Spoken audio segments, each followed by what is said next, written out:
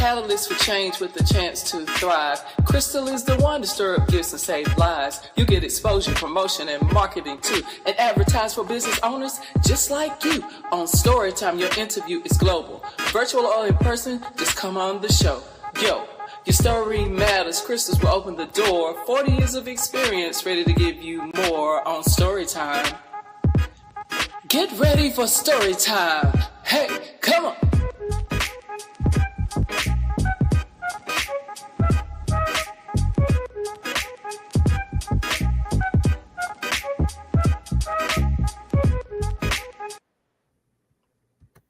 Hello, hello, hello. Good evening and welcome to Story Time. Oh my goodness, it's been a minute, y'all. For some people, I guess I need to say Happy New Year because there's been some people that I have not spoken to in 2025. I am so excited to be here with you guys again. We have been on hiatus for a little while, but we back. We definitely never plan on going anywhere, but we just had a few things we needed to do. And we are cranking it back up. So I want to say to everybody who has been waiting patiently for your time, thank you so much. For everybody who has been a supporter and still has been on our channel, watching the videos, doing the replays, I appreciate you. We have definitely been pleased with what we've seen in the first year since we began Storytime, and we are excited about the new collaborations and everything that is about to take place. So please get ready, get ready, get ready. And now we also have something we call the legend, the Storytime legend. And we do that with a lot of people that we know personally that may be in our local city or have come through our path from HBCUs or somewhere.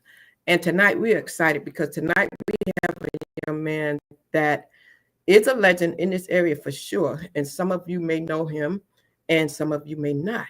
So I'm going to give you a little glimpse and let you see. Okay. So this is who we have tonight. The Storytime Legend Podcast is proud to have Rick High tonight. And we're going to do the Rick High story. He is the man here locally in Raleigh, North Carolina. Many people in this area know Rick well through his coaching and through all his work with mental health. So we are excited to have him tonight. And so we're going to get this thing started. Okay. So before we do anything else, I just want to tell you that if you are here, please let us know you're here. You can definitely say something to us. And if you are a viewer, let us know where you're tuning in from. State your name and let us know exactly where you are. And if you know Rick High, say hello to him because we're going to share it. We're going to share it on the screen so he can see it, okay? Right now, we want you to make sure also that you do take a minute to subscribe to our channel. We want to make sure that you take a minute to subscribe so you can come back. And we definitely want to thank you for being here and thank you for watching, okay? And we want to tell you one last thing. Share the broadcast. Share the broadcast right now. We know that we're on Facebook, Instagram, and YouTube right now. Take a moment and share the live and let people know we are here. So without further ado, we're going to go ahead and get our guests up here. We're going to get our guests. I see some people already letting us know we're here. Gary Taylor is in the building, Rick. Gary Taylor's in the building. I see him already up in here. I see some people. So let's go ahead and bring our guests up right now. Rick, how are you? How are you? First of all, I want to thank you for asking me to appear on your show. And this is 2025, so obviously I'm the first guest of the new year. Yes, you are. Yes, you are. And that's a testimony in itself, okay? Yeah. So first of all, for those who know Rick, you know Rick has been under the weather. So we know we're going to start off by saying to God be the glory because we both here. You know what I'm saying? That's so that is a testimony. About. And we want to say hello because we do see some people already in here. I do see who we got here. We have is that how you say Kamishi Cat? And she said hello. Am I saying your name right? Again, we had your former player that you know, Gary Taylor from New Jersey. And we also have a young man. His name is Matt. Mr. Matt. Yeah, Matt Coach High is a legend. That's right. That's why we brought him here for the Legend series. So share this and let people know. So Rick, I've been reading your resume that you sent me, and I know that you have an extensive background when it comes to mental health, when it comes to working with men when it comes to basketball, coaching, all that good stuff, when it comes to having parents working in the HBCUs, we can get into a lot of that good stuff. But what I always like to do first is ask everyone to kind of give us a little background. First, tell us, because some people here may not know who Rick High is, right? Okay, story time is where human beings connect through life experiences. So we want to hear a little bit about who is Rick High, that little boy. Where is it from? What kind of family? From a small family or big family? Just tell the people a little bit about who is Rick High. Okay, well, first of all, I was born in Raleigh, North Carolina, at St. Agnes Hospital on the campus of St. Augustine's College. Um, I'm the oldest of five siblings, two of them who have gone on to glory, and I have a sister named Anita and a brother named Donald who are here now. I have a bunch of nieces and nephews. Taka is my brother's deceased brother's daughter, as is Katora, and then I have nephews Sam and Nelson, who are kids of my brother Michael, better known as Crash. So I grew up in Raleigh, in Oberlin, the Oberlin area of Raleigh, the west side. Great life in Oberlin. Um, we moved back to North Carolina from Virginia. I was reared in Virginia, Newport News. Okay, They called okay, it bad news. It was bad news when I was there as well. But Newport News is very special to me. Uh, okay. it taught me how to mingle with other people, because you either get ate up or chewed away in Newport News when I was growing up there.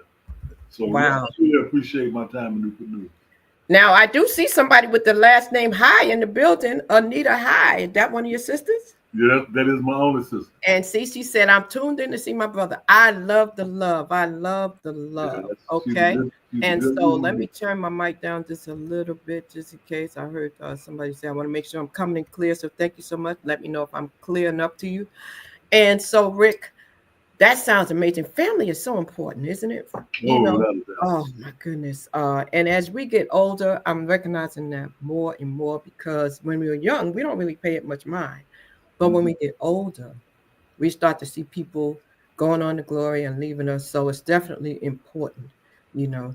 Now, Rick, you, when you were a little boy, did you play basketball? Was you that little guy that Yeah, of course. dreamed about it? That story happened in Newport News.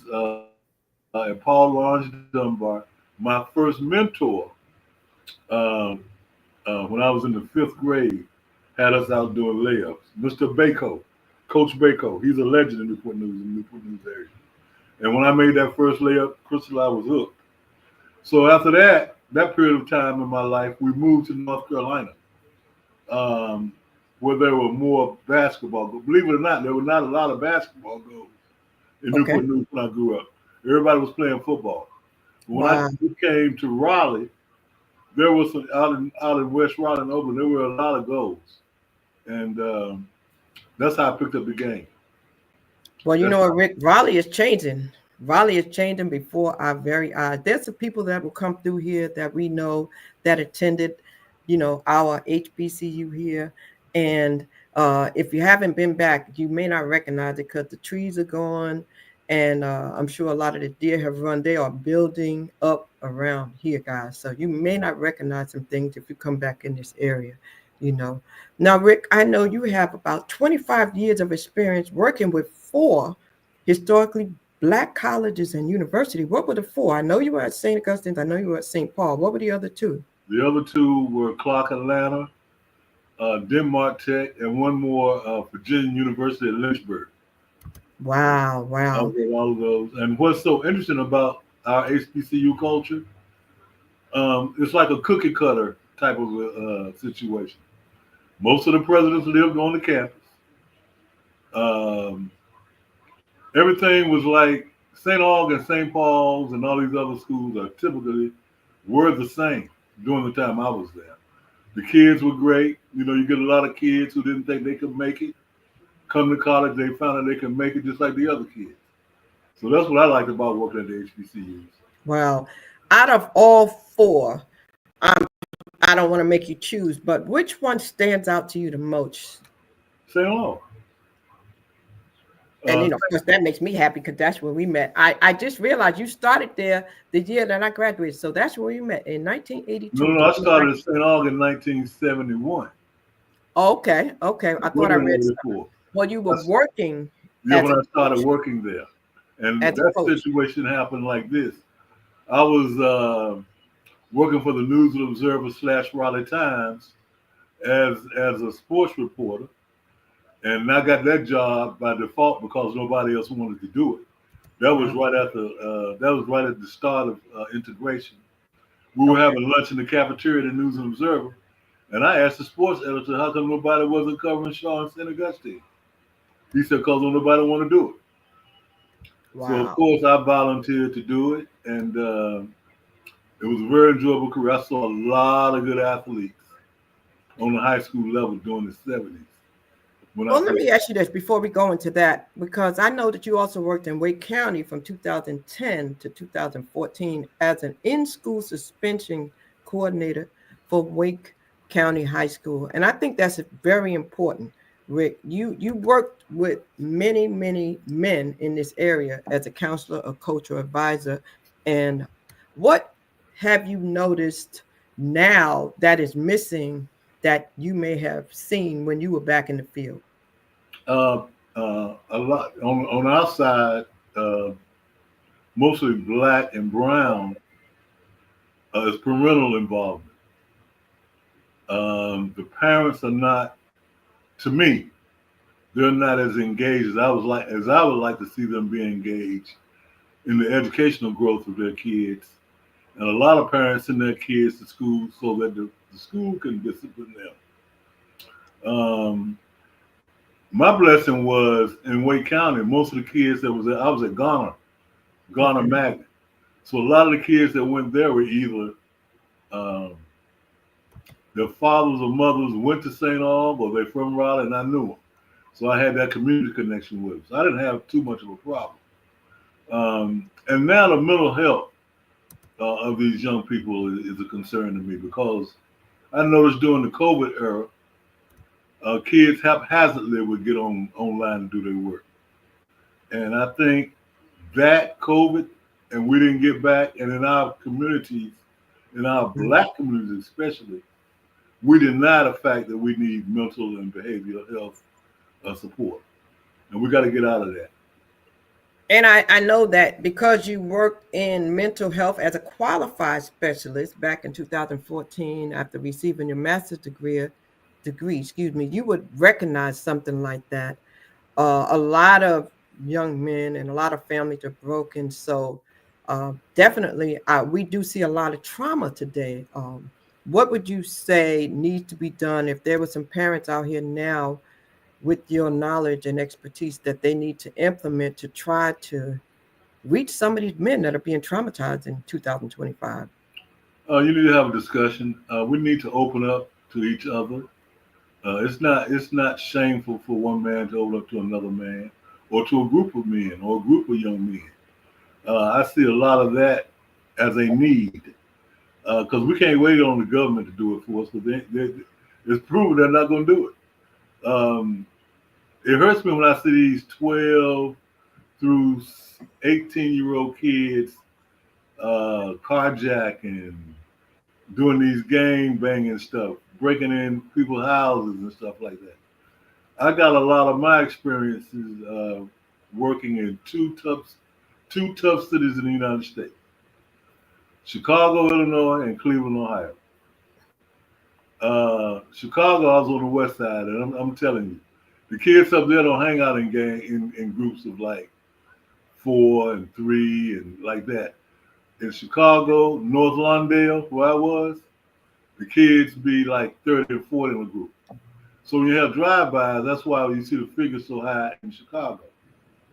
Cleveland is just a town that industry just said later for Cleveland, in my opinion.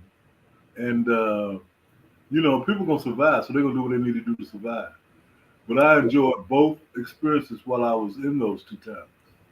So I thank you so much. If you're coming in, we're talking to Rick High. He's been working with the youth since he was 16. So I asked him a question about what he thinks he may offer to a parent, you know. Now, Rick, with the HBCUs, you were a child, you played basketball. Did you ever dream of being a coach? Girl, no. We know each other so well I can say that to you. I never thought about that. Um, it's interesting how basketball stayed in my life. I remember growing up, like I said, in Oberlin, West Raleigh. One particular day, me and my brother, who was under me, Michael, crashed. We were walking down towards, we were walking in Cameron Village. And he turned around and looked at me and said, Rick, or he called me bruh. He said, bruh, look behind you, there are two giants. I said, Michael, there's no such thing as giants. And he was about me looking behind him. Crystal, when I turned around, there were two giants behind us. There was Wilt Chamberlain and Bill Russell. Wow. And the reason they were in Raleigh during that time, that was like in 62, 63. They were in Raleigh to play an exhibition game at Reynolds Coliseum on NC State's campus. And they made a joke out of that, saying to me, son, you don't believe in giants. And from that interaction, that got me into being more of a student of basketball. And I started reading about Dr. John McClendon, not knowing 8 years or 10 years later I would be entertained by Coach McClendon. So wow. No, I never thought I'd be a coach. Although I did coach when I was 18 and 19, I didn't think coach was my way to make money. I was into journalism and radio broadcasting and promotions. That's how I made most of my money coming up. Now we see another person that came here and they said they're supporting Coach Hyde. That looks like it's Prince Brown. Prince Brown is in here. So they're coming in, Rick. They're coming in to show some love for you. Gary Taylor had asked a question about you sharing some information. I definitely want to get you to share that information. But before we do that, let me ask you, who are some of the people that influenced you in the basketball industry? Oh, man. Like I said, Mr. Bacot was first. Then, believe it or not, Dean Ford. Dean Ford was my Little League baseball coach. Mr. Kenneth Battle. My major influencer was two people. Harvey Hartley, who was at Ligon High School and brought me to St. Augustine, and my high school coach, Ed McLean. Wow. Ed McLean, doing integration, he integrated basketball in the city of Raleigh. And when I say that, we used to have the people that went to Broadway. After classes, we would go down there and play basketball. So one day he approached me and said, listen, really? I want the kids from Southeast Raleigh to come. I want you to be my ambassador and to go out and invite the kids that can play to come to Broadway on Thursdays. And I have to give him a lot of credit because with that, like you said, some of my mentors was, like I said, Hartley, McLean, Mendenhall at Cary High School. Okay. Thinking of Coach at Inlow right now. Now I'm going to read this question. I put a note in there to you in the chat, so take a look at that. But I definitely want to say, Gary asked the question. He said, speak about the impact that Coach Harvey Hartley had on you. Can you talk about the impact? And then we'll go into the players, because the players is something different because you've seen so many players and so many teams.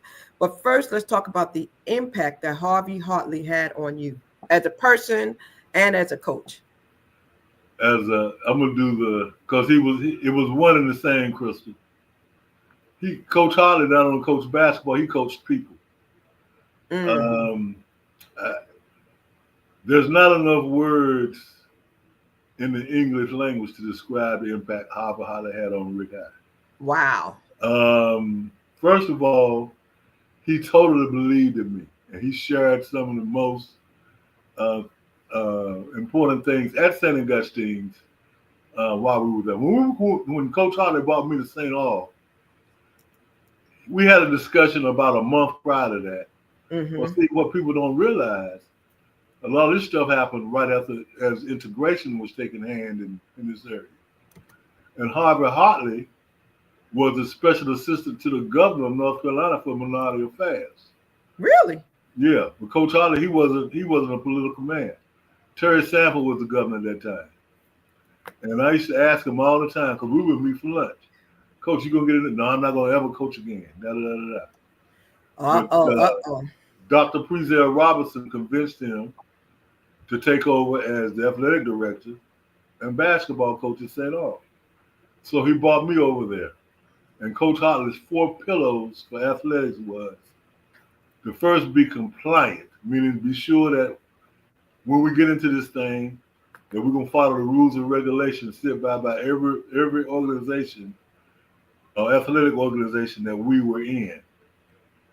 The next thing he wanted to do was be participatory, meaning that finding student athletes, to participate in the particular sports that we had.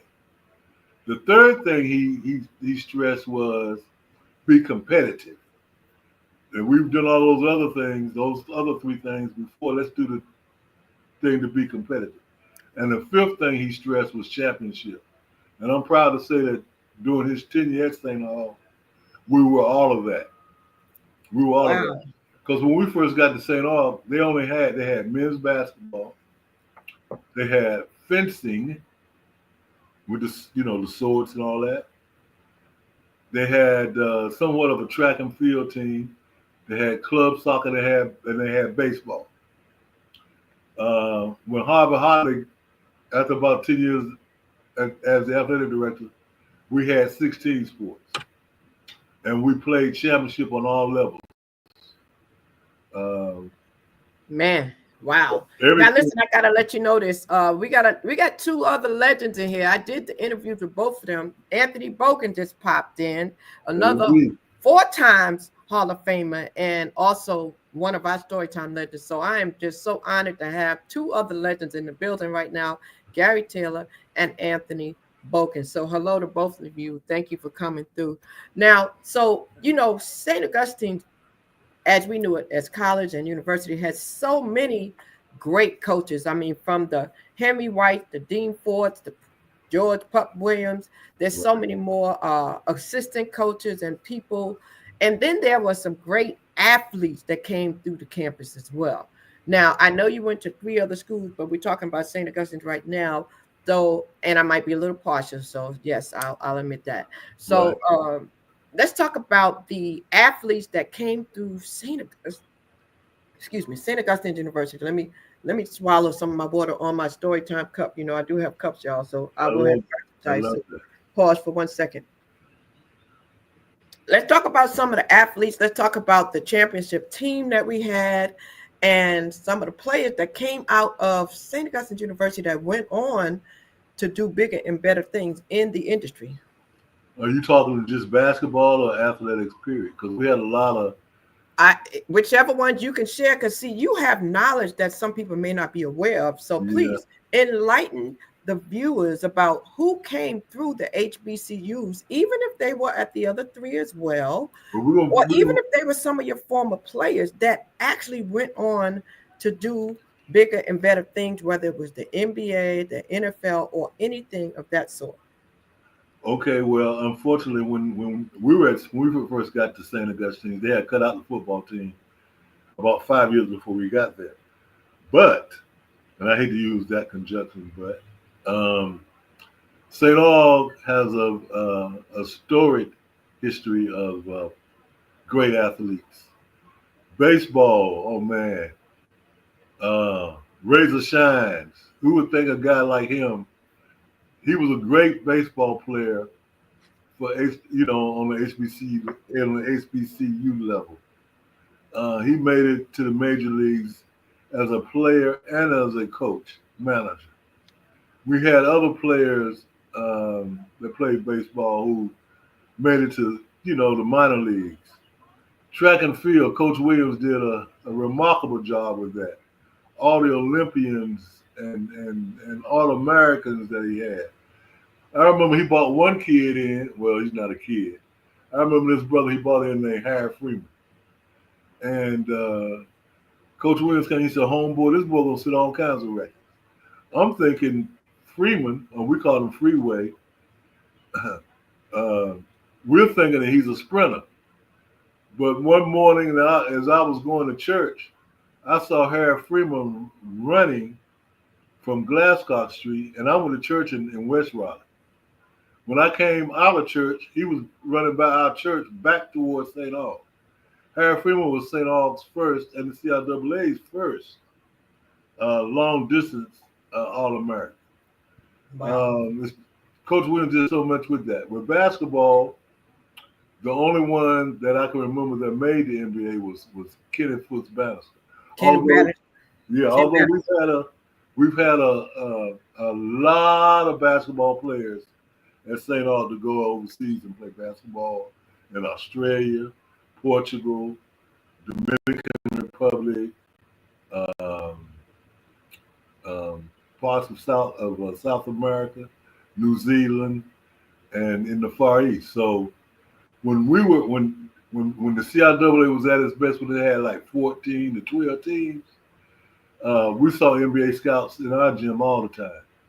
And when the NBA had those long drafts, every year from 1978 through 1983, St. Augustine's College always had somebody to get drafted. Not in the higher rounds, but in the lower rounds, like the 5th, 6th on down rounds. So, yeah, we've had a great history. Even on the women's side of basketball, there were ladies who played professional basketball at the time. And kudos go out to Donna Beaumont. Donna Beaumont was the one who was instrumental in St. Augustine's filling the women's team. Okay. She came to Coach Holly's office one day. I want to say this was like in 1976, 76. Because at that time, Chris, we had free play on Saturdays and Sundays. And a lot of the time, the guys would bogart the gym and would let the girls play. Because during that time, the girls played half court defense on one half court, offense on the other. But the St. Aug girls didn't play like that. The girls that wanted to play basketball at St. Aug, they played full court basketball. So one day, Donna Beaumont came in the office and asked Coach Holly if she could, if he would help her start a basketball team. And his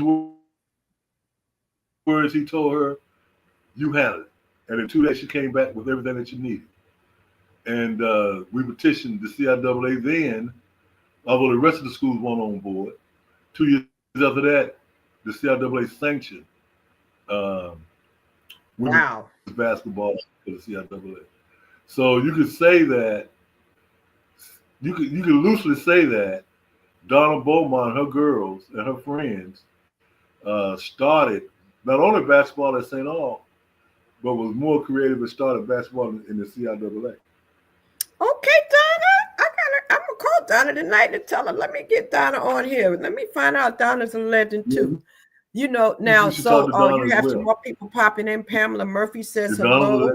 Okay, and who is this? Who's this? You got Donald Hyde that said, "That's my coach. He taught me to read, and which opened up life's opportunities." Donald Hyde.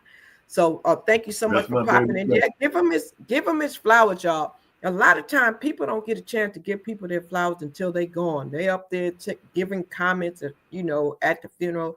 Give the man his flowers now. That is what it is all about. We are definitely proud and happy to be able to do that and give him his flowers, okay? And I think I see another person came in there and said, "Hey, Coach, is this Mr. David? David Bowser." So, yes, guys, let him know where you're calling in from. Don't forget while you're here, too. Please do me a favor while you're here. Make sure you hit the notifications. Please make sure you share this with 5 friends. Like, and please comment and let Mr. Rick know you're here, because whatever you tell him, or write in the comments. I'm going to make sure he hears it. Okay. Now, and that's like he said, Mr. Hart, his name is that Jaleel Hart said, truly a living legend. Jaleel Hart said, truly a Doctor, living legend. that's Dr. Jaleel Hart. The Okay. connection with him is Peaches, who used to be our golf coach and who ran Okay. Hall. That's his grandson. And Okay. he just got his Okay. doctorate 2 weeks ago. I am thoroughly proud of that young man. Okay, And and I'm then sure Miss that Murphy said you helped her son. See, that's what it's all about, recognizing people, and that's a way of showing gratitude. She said you helped her son, and that's my heart. Like, Anthony Bogan said, Rock. He said, "What's up, Rock?" And then the Jersey connection. He said, "Yeah." So let's talk about St. Augustine. Had a lot of people come down from New York and New Jersey for sure, and yeah, let's talk about that for a minute. St. Augustine's had a lot. Miss Yelverton, is it Taker? I don't want to mess your name Taka, up. Or that's Takia, she said my niece. definitely a local legend. So, Rick, I hope you are feeling the love. I truly hope you are feeling the love. And sidebar right now, if you guys know anyone else who you feel as though has a story or they are a legend, please, by all means, send me a message because that's what this platform is for. They may not be able to get on other platforms, but this platform, I have to say, we're proud. We're doing pretty good. I think we reached 300,000 as of December of 2024. We did 200,000 in just 2024 alone. So our channel got to 300,000, but we did 200,000 in 1 year. So we are going places. We are doing things, and we are getting ready to reach bigger and better platforms on the radio and TV stations as well as the internet. So please keep supporting. Okay. Wanda K in the building. She said, shout out. Is that Wanda Lyons? She said, shout out Crystal and Rick. I'm thinking that's Wanda Lyons, but I'm not sure. It says Wanda K.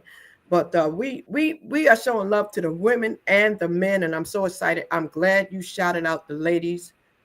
I'm glad you shouted out the ladies, Rick, because sometimes they get left out. And I want to let you know I'm working with Jackie Combo. I'm working with oh Jackie man, Jackie Combo, one of the best guards, man or woman I've ever seen.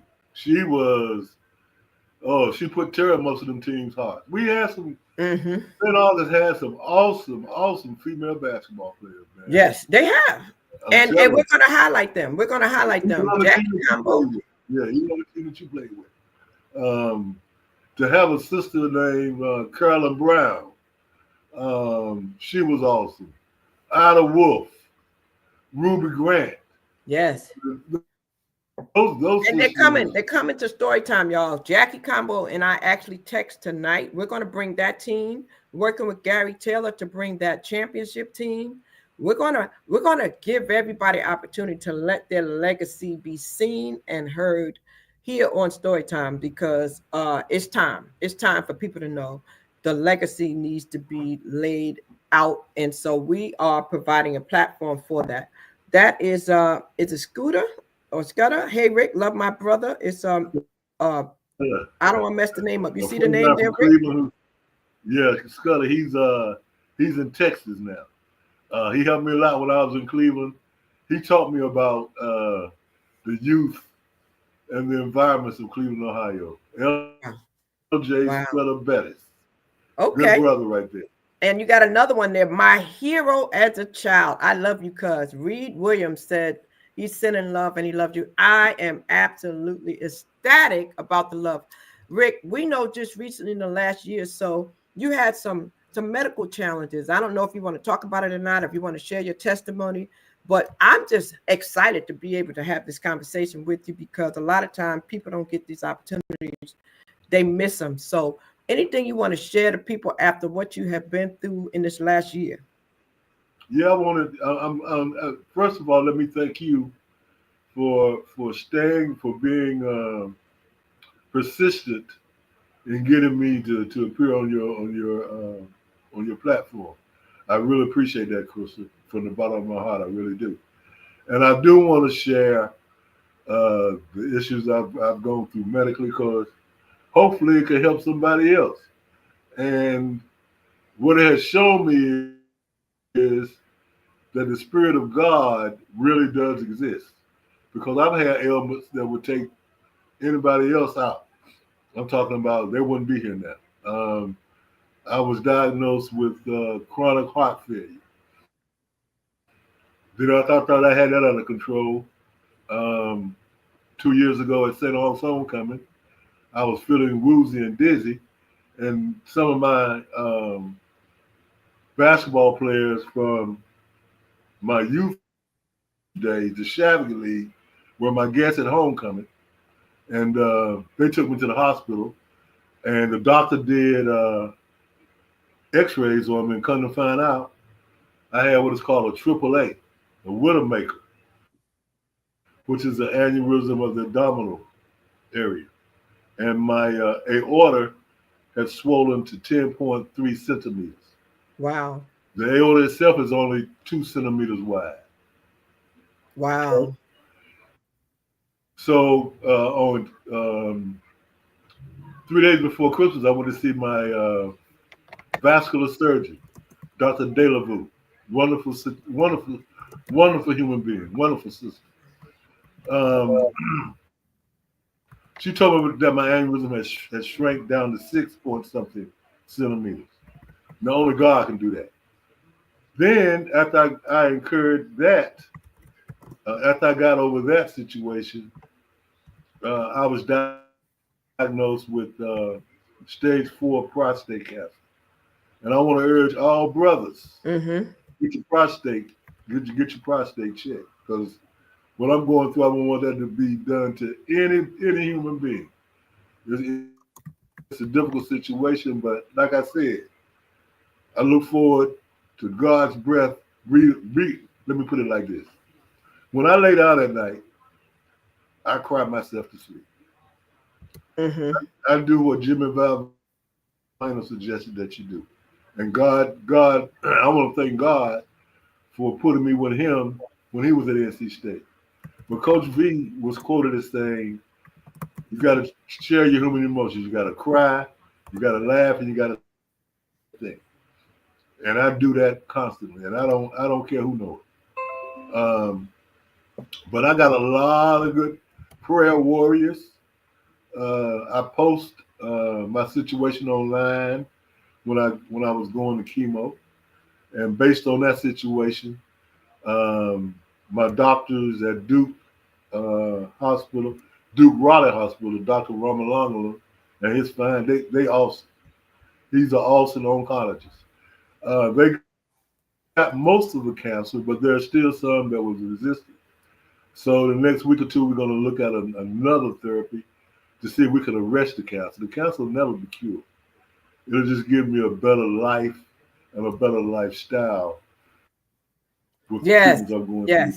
Anita said, God is a healer. My brother is truly a living testimony. Let me say this too, to give you a chance to catch your breath too.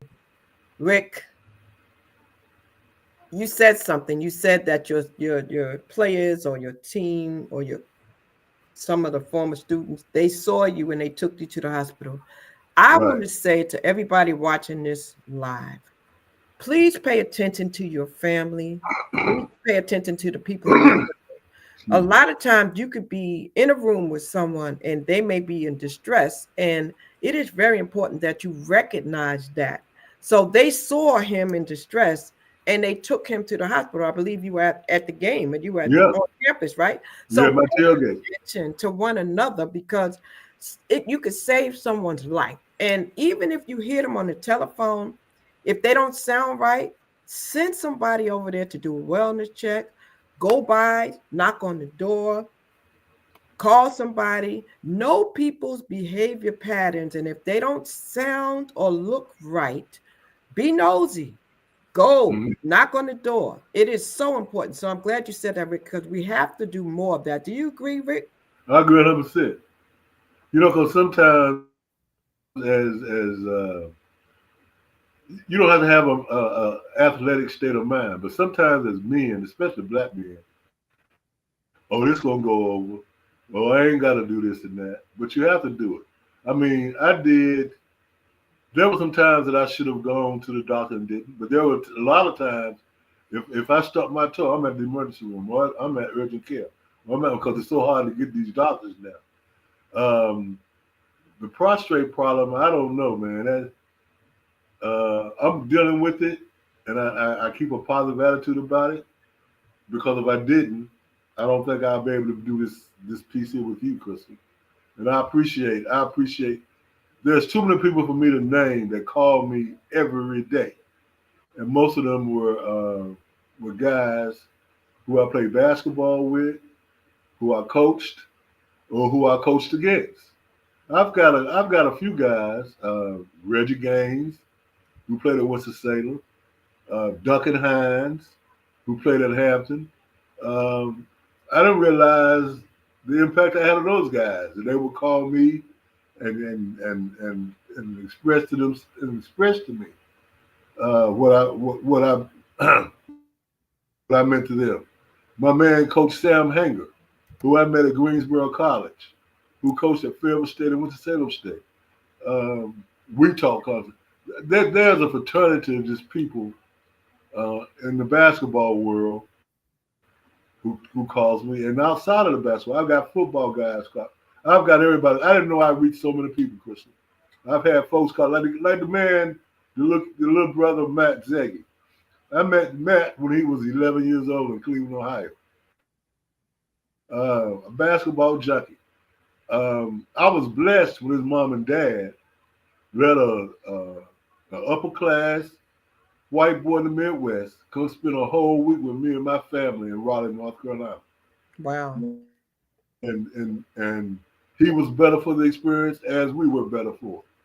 So I really appreciate that. I appreciate Pamela Murphy, Dr. Pam, for. And look, you got another one that popped in, Rick. Look who popped in. Anthony Rogers in the building. He said, God is truly taking care of you. Doc Rogers in the building, y'all. They coming out the woodwork, y'all. Yeah, Doc Rogers, he said, God is truly taking care of you for the work you have done. And so that is truly good. And Ariana says, we love you, Uncle Rick.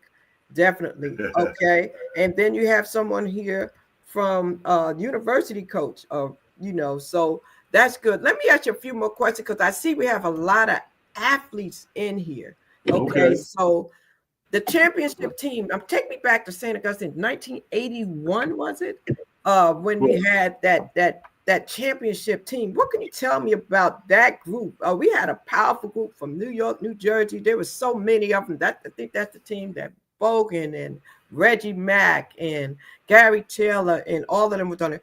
What can you tell me about that? Did that team stand out in your head? They are one of many that stand out in my head. I don't like to be partial to any particular team.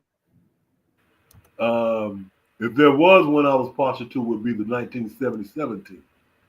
But the 81 team with Gary Taylor, Reggie Mack, Ben Johnson, Warren Brown.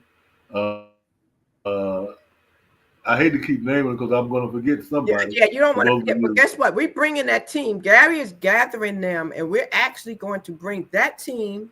And Jackie Combo is gathering the ladies, and we're going to bring that team. We're going to give them their flowers, and they're going to do an interview.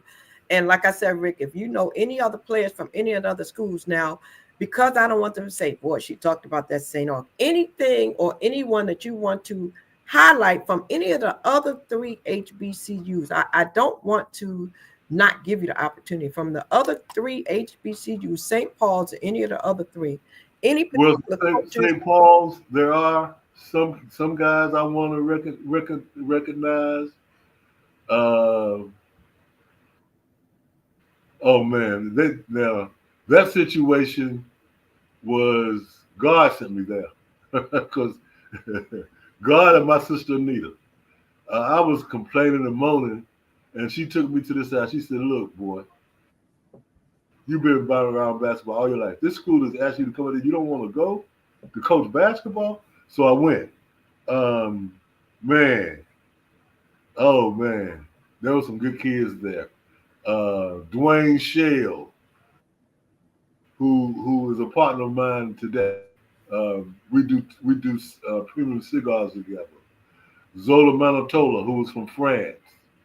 Hassan Robinson. I don't know how we got him. He was a Virginia High School Player of the Year.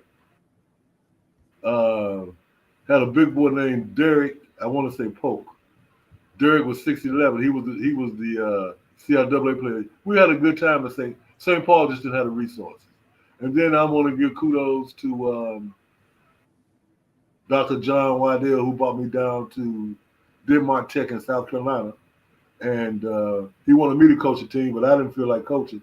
So I brought Donald Williams, who I've known all of his life, as my coach. You know, Donald was the MVP for Carolina. So he was a coach down at Denmark Tech. We had some good players there too. Well, Rick, I know that if you want to make a general statement to all of them, in case you miss someone's name, because we always say charge it to your mind and not the heart. You can do that. That way you cover everybody. But I also want to ask you, what was your coaching philosophy? Coach whose philosophy? Coach Hartley? What was your coaching philosophy? Oh, my coaching philosophy was if you can play, you can play. If you can't, you go sit down beside me. Simple as that. But I also wanted the kids to understand that basketball is a lot like living life. And you got to depend on other folks to help you get through this life. You can try to make it through by yourself, but you ain't going to make it by yourself because you're going to need some help somewhere down the line. But I enjoyed, I never disliked any of my players. Any of the kids the young men that I was associated, and young women, because I helped coach ladies softball at St. Augustine as well. But I never disliked, all of them are human beings. And I was taught early in my life that as human beings, we all have our faults. Yes. And we all have our good things. So I never, it's just hard for me to put in words, Crystal. I mean, to me, coaching is a gift. Everybody can't do it. Everybody can't do it because sometimes the players get mad at you and cuss you out, and then you see them the next day, they got their head down. But I was the kind of guy that, hey, man, we all get mad at situations. You know, keep your head up. We're going to be all right. What I really liked about coaching, Crystal, at the HBCUs was that you can go in the neighborhoods and see kids just like you were and give them the opportunity to come to school to better themselves. That's one of the things I picked up from coaching. Don't look somebody down unless you're trying to pick them up. Yes, I always say that exact same thing. Now, Rick, as a coach, if there's anyone listening having difficulty with players, what approach would you offer them to manage the different personalities they have on the team as a coach? Well, if they're having difficulties, what would you tell them? How would you tell them to manage those different personalities? Because like you said, they're different. You mean amongst themselves, amongst the teammates, or amongst the coach? The coach, or you can address that to the players, because there may be some players that are having difficulties right now. There may be some players that are currently playing that are listening to you, that look up to you, and they're having conflict with their players. Or there may be some coaches, coaches having difficulties managing the personalities. What would you say to them? Well, what I used to do, this don't work for everybody because you probably can't do it now. But what I used to do is if the kids were having a problem or they were having problems, these guys would testify to this. I said, yo, man, let's get in the car, let's ride. We're going to eat. We're going to eat, we're going to talk about it. Then I'm going to take the guy that he had a problem with, we're going to eat the next day. Then the third day, we all going to sit down, we're going to talk about what the problem. What is the problem? Is the problem, between you and him? There's a problem with your class. It's got to be a problem somewhere. So let's talk it out. The best thing to do is talk it out. That's one of the therapies that I used to use doing my mental health stuff. I get all of my mental health clients or consumers and put them on a circle, because I use basketball as my therapy. And I put them on a circle, and everybody would tell me, hey, how was your day? That's the first thing we'll do. The next time we come around to the first person, we go to the next person. What's on your mind is bothering you? We'll go all the way through that. And before you know it, most of the people who are expressing themselves have a better outlook on what life has for them. Wow. So that's what I Now, would do. Gary reminded us about a player that we know most definitely we're going to get on this show as well. That's Donald Cooper. Gary Taylor, thank you for reminding us about Donald Cooper, because definitely he's one that we don't want to forget. And Wanda K Yeah. said, Rick, she said, you're the greatest gift in, she said, the greatest gift in life is love. And you have always been a true reflection of that. And I thank God for covering and keeping you.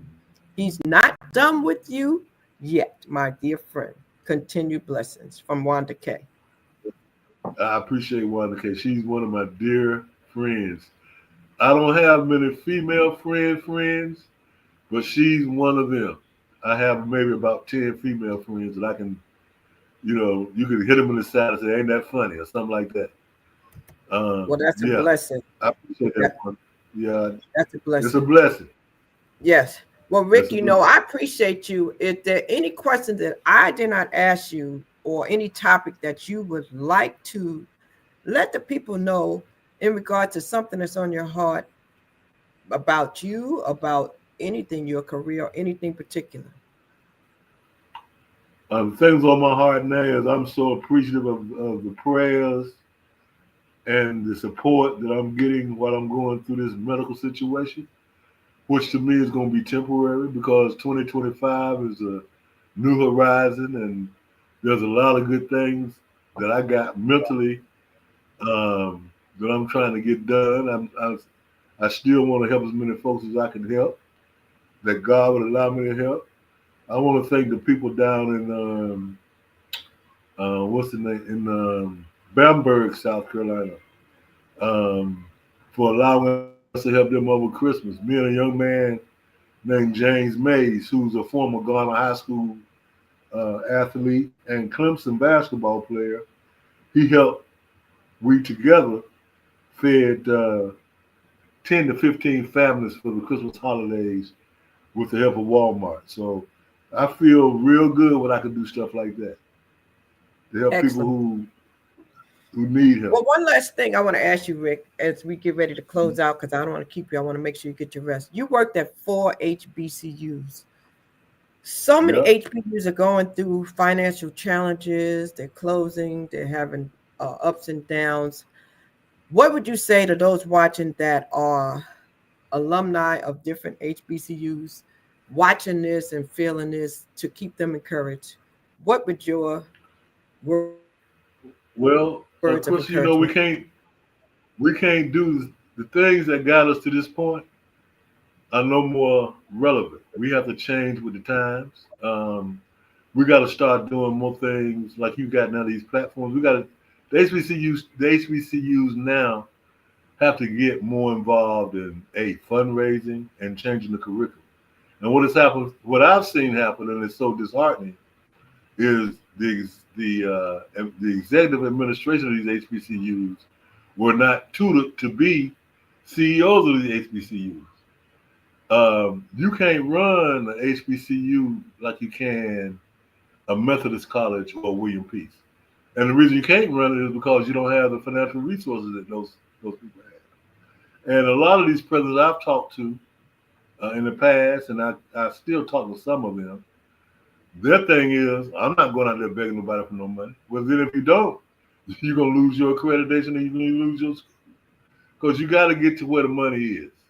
And let's face it, we as black alumni of these HBCUs, we don't give like we should with what we got. And we don't have to give like the PWIs have to give to keep their schools straight. So we got to find a new funding source because everybody don't have a Willie Gary or a Kevin Lee or a Will Packer. Everybody don't have those kind of people in their alumni. So we got to start doing other things to attract money. And one of the things I like for the schools to look at is you got a whole African continent over there that you can reach out to get students to come to your school and make partnerships with the leadership of those countries to help you finance these schools. It's not a simple solution, but it's one It's that I not. think It's everybody. not. I think yeah, there's no Well, I simple solution. definitely, I Go am ahead. I'm excited to provide a platform for anyone out there watching that has a story they want to share about your life, about someone that lost their life, about a testimony, about your success, about your failure. That is what this platform is for. If there's a legacy that needs to be left, use my platform for it. If you need to shine a light on someone, use my platform for it. That's what it's for. Story time is about everybody. Now, the legend series, not everybody's going to be a legend, but we do have story time where we definitely talk about life experiences where you can definitely come on and be interviewed for that. So there is a difference. There's story time with Shout Crystal, where it's just about human beings connecting and talking about life experiences. Okay. So all you have to do if you have a story is see the instructions on the screen and just send me an email or DM me. Shout Crystal is my name on most platforms. Shout Crystal, or on Facebook. You can follow me. If you know Rick and you want to get to me, please feel free to do that, and I will be happy. Rick, I appreciate you. I love you. I'm so proud of you. I'm so grateful for you.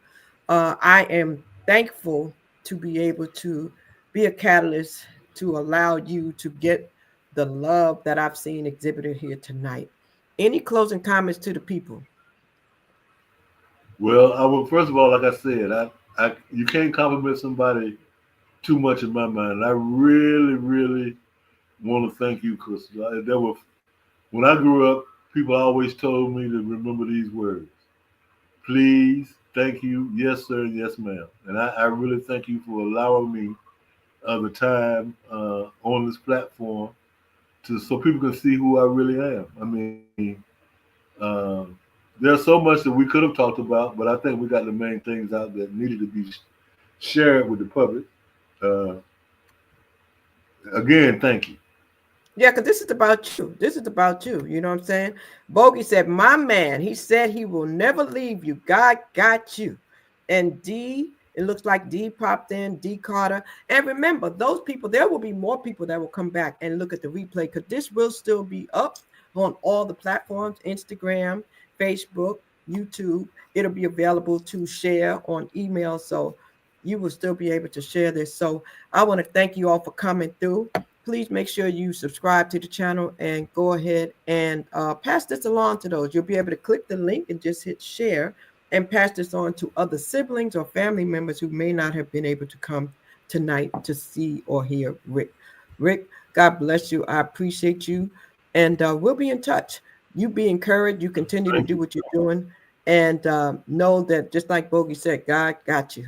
You know, I'm excited I for you really because am. we're here in 2025. Okay. Ladies and gentlemen, you've been Thank listening to Story Time. My name is Crystal Bodie Smith. I am your hope catalyst. My mission is to stir up the gift, instill hope, and save lives. And I have three words that I say all the time, and that is keep hope alive, regardless of what you have going on.